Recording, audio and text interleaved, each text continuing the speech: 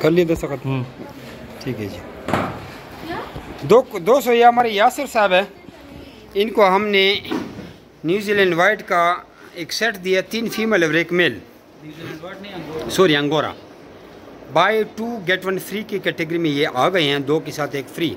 तो 2 फीमेल के साथ इनको हमने 1 फीमेल फ्री दिया और 1 उनको मेल दिया है।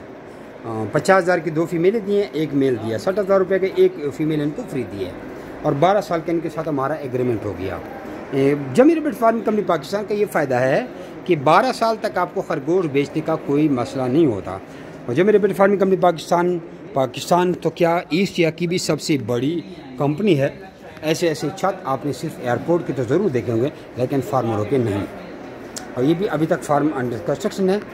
अपना नाम और शहर का नाम व्हाट्सअप करें तो आपको सारी मालूमात भी फराहम कर देते हैं, आपको ट्रेनिंग के ग्रुप में भी ऐड कर देते हैं और आपको एग्रीमेंट के बारे में समझा देते हैं कि कैसे बेरोज़गारी से लड़ा जाए और कैसे लाखों रुपए बहुत कम अरसे में कमाए जाएं।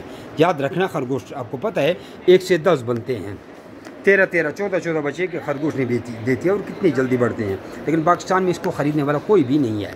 लिहाजा जमी रैबिट फार्मिंग कंपनी पाकिस्तान का ये फ़ायदा है कि आपको खरगोश देती भी है और आपसे 12 साल तक वापस बच्चे ख़रीदती भी है।